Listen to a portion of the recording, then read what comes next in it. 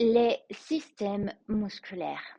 On trouve environ 700 muscles dans le corps humain, en trois types différents. Il y a une division entre les types de muscles. Il y a les muscles qui font des contractions involontaires, comme les muscles cardiaques.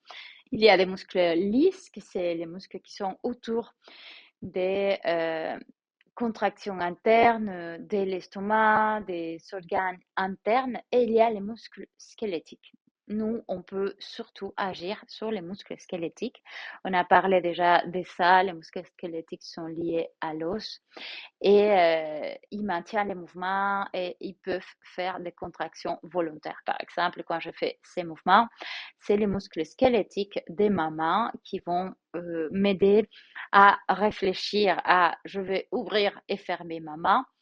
Et donc, je peux les manipuler, je peux les inviter à les faire, alors que je ne peux pas dire à mon cœur, arrête de battre. Je veux pouvoir avoir une influence sur le monde à travers, par exemple, l'action physique ou la respiration.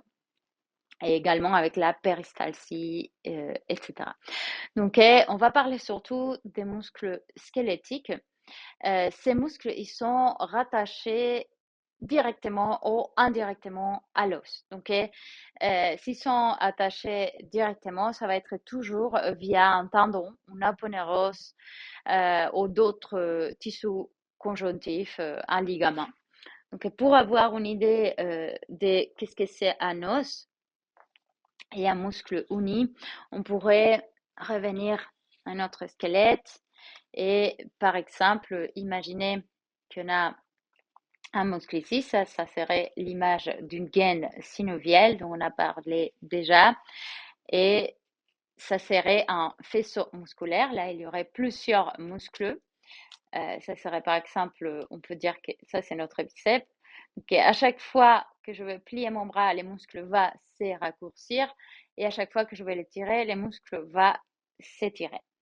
Si je soumets les muscles à tension, il va s'étirer à partir des aponeuros des ligaments, que c'est la partie qui est fixée à l'os. Donc, il va s'étirer. S'il est surétiré, si je les soumets à trop de pression, il peut se passer plusieurs choses. Il peut se passer que, au bout d'un point, soit il y a des fibres qui se cassent, donc il va se défibrer, il va se casser un tout petit peu, soit les unions, l'endroit qui est attaché à l'articulation va casser. Ok, il va avoir un traumatisme dans les tendons, les ligaments, etc. C'est des choses qui arrivent beaucoup, par exemple, dans les joueurs de foot, dans les personnes qui utilisent beaucoup les articulations en grande mobilité, les genoux, etc., parce qu'il y a beaucoup d'impact. Soit il peut se passer aussi, comme c'est le cas de cet élastique, que s'il a été trop étiré, il reviendra jamais à sa forme originale. Il restera un tout petit peu euh, euh, plié, il restera un peu déformé. Et ça peut aussi nous arriver quand on a eu un impact, donc on va avoir un traumatisme sur les muscles. Mais la bonne nouvelle, c'est que les muscles, ils se régénèrent constamment. Donc, il va être en train de se régénérer à chaque fois. Et d'ailleurs, une des choses qu'on fait avec l'exercice physique, c'est qu'on fait des micro-fissures dans l'os, dans les tissus dans l'os, pardon, dans les muscles, dans les tissus musculaires, et il va se régénérer, donc il va créer à nouveau de nouveaux muscles. Les muscles sont également vascularisés et ils fonctionnent par couche. Donc il va avoir des gaines externes et des corps internes, et il va être aussi à l'intérieur divisé en plusieurs faisceaux. Vous pouvez les voir dans l'image, et il y a aussi des terminations nerveuses qui vont affectés, qui vont tout simplement vous permettre de ressentir ce qui se passe à niveau musculaire. Et si vous ne le ressentez pas, c'est qu'il y a probablement un problème neuromusculaire à niveau du muscle. Donc, si on a par exemple des sensations d'électricité ou des sensations d'engourdissement, c'est qu'il y a un problème neuromusculaire à niveau non-articulation en un muscle. Donc, il y a plusieurs mouvements, mais en général, il y a flexion-extension du muscle. Et donc, selon ce type de mouvement, on va appeler les muscles différemment. On va appeler un muscle qui fléchit un muscle fléchisseur, c'est celui qui fait la flexion. Pour un muscle qui fait l'extension, c'est un extenseur. Par exemple, les muscles qui font extension du pied, on va les appeler les extenseurs du tarsien, dans ce cas, parce que c'est les tarsiens, les os. Un muscle pronateur, c'est celui qui fait la rotation interne, la pronation. Un muscle supinateur, c'est celui qui va faire la rotation externe. Un muscle adducteur, c'est celui qui va rapprocher du corps. Un muscle abducteur, c'est celui qui va éloigner du corps. Et puis, un muscle rotateur, c'est celui qui va faire une rotation. Un rotateur, par exemple, coiffe de rotateur dans l'épaule. Et puis, il y a les sphincters, que c'est les muscles responsables de fermer ou ouvrir un orifice. Par exemple, les sphincters de la gorge. C'est ça qu'on identifiait avec les bandas. Donc, vous pouvez observer, là vous avez une image de l'ensemble des muscles externes. Les muscles fonctionnent, comme on a dit, par couche. Donc, on va prendre par exemple les abdominaux. Quand il y a des groupes très grands, des groupes musculaires très grands, on va prendre ces petits modèles pour l'expliquer. Par exemple, pour la partie abdominale, où on a les organes qui ne sont pas protégés par l'os, on va avoir beaucoup de couches et des couches beaucoup plus profondes avec des actions différentes en mode corset pour soutenir ces organes. Et dans les cas des abdominaux, on a par exemple les transverses, les grands droits, puis on a des couches supplémentaires aussi, les obliques qui vont venir travailler dans plusieurs directions pour qu'on puisse avoir une meilleure mobilité, mais aussi pour éviter que les organes qui sont à l'intérieur se déplacent à l'extérieur. Et parfois, ça peut arriver si on a une hernie abdominale, par exemple, qu'un bout d'intestin veut sortir et casse les parois musculaires. Et ça, c'est aussi une des très bonnes raisons d'entraîner les muscles. Ce n'est pas du tout dans un but esthétique, mais c'est plutôt dans un but physiologique et d'équilibre du système complet.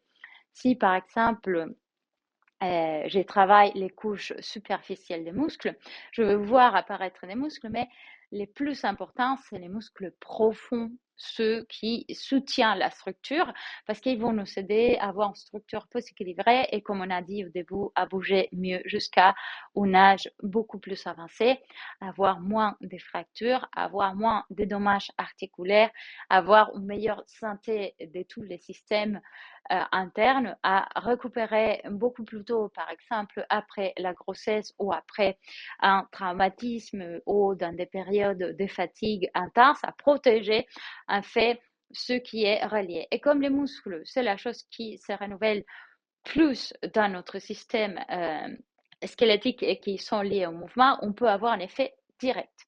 Ça, c'est très important de le savoir parce que c'est une des raisons pour lesquelles le yoga est très apprécié aujourd'hui et pour lesquels aussi on va étudier les yogas. Donc, on va voir maintenant les types de contractions musculaires.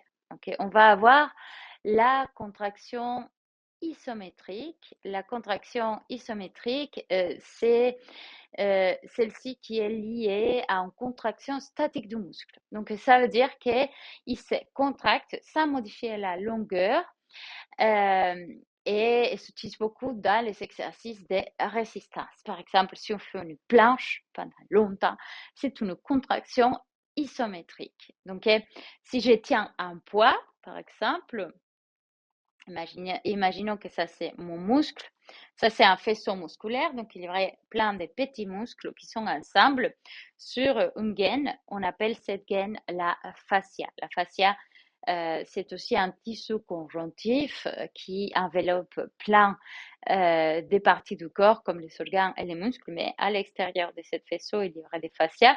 Et donc, pendant un moment, quand je fais une contraction isométrique, je veux utiliser ce muscle pour qu'il maintienne l'articulation. Donc, si par exemple, on va prendre l'exemple avec notre ami, s'il fait une planche, ou même dans la position à 4 appuis, si on le place à 4 appuis pendant un moment, bon, il ne pourra pas à 4 appuis parce qu'il n'a pas de flexion, d'extension du dos du pied, mais si on le place en Adho Mukha par exemple, il va devoir utiliser les muscles pour maintenir cette position. Comme il n'a pas de muscles, il ne pourra pas la maintenir.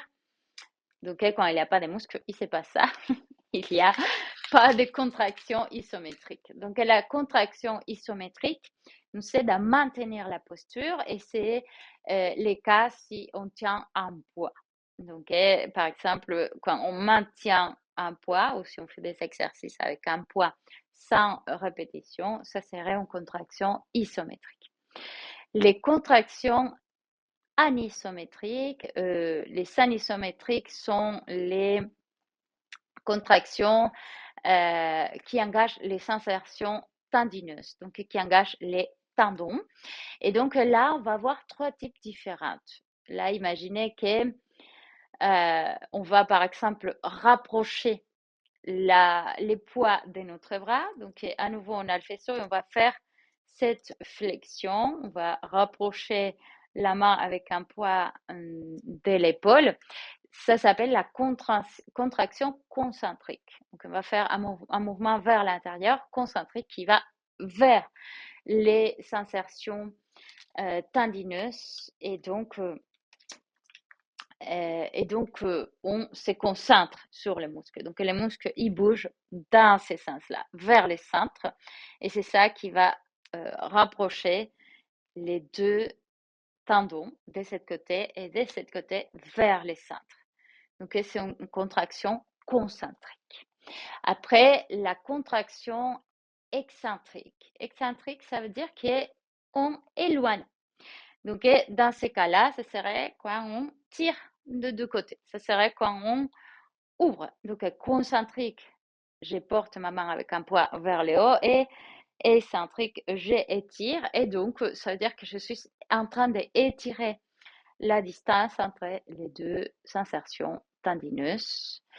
Et donc, ça pourrait apparaître aussi quand on doit freiner un mouvement. Par exemple, si on va descendre des escaliers et qu'on doit freiner les mouvements en avant, ça va être aussi une contraction excentrique. Et puis, il y a la contraction pliométrique. Les exercices de pliométrie s'utilisent beaucoup dans les fitness. Et donc, c'est une combinaison de contractions excentriques et concentriques, une après l'autre. Et donc, ça va permettre aux muscles d'enchaîner les contractions et d'emmagasiner de l'énergie. Par exemple, ça arrive très souvent quand on saute. Donc, les vinyasa, les transitions dans lesquelles on fait beaucoup de flexion-extension, on pourrait considérer ça comme des contractions pliométriques. Sinon, un bon exemple de contraction pliométrique, c'est sauter. Quand on saute de façon répétée, ça c'est une contraction pliométrique.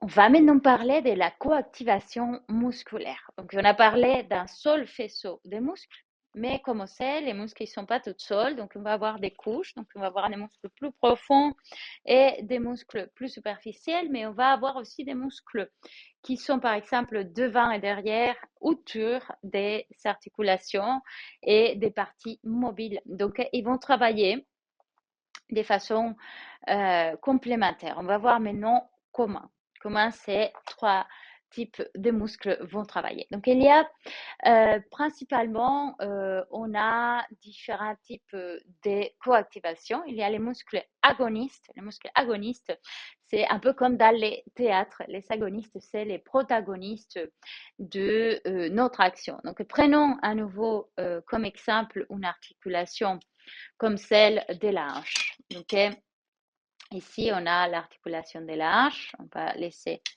notre épaule dans le socle. Donc, par exemple, si je vais faire une flexion de la jambe par rapport à la hanche, on va prendre ici un muscle un peu plus long. On va prendre les iliopsoas, les psoas. On va prendre les psoas. Les psoas, il a naissance ici derrière les dernières vertèbres dorsales, derrière les dernières côtes, on va dire.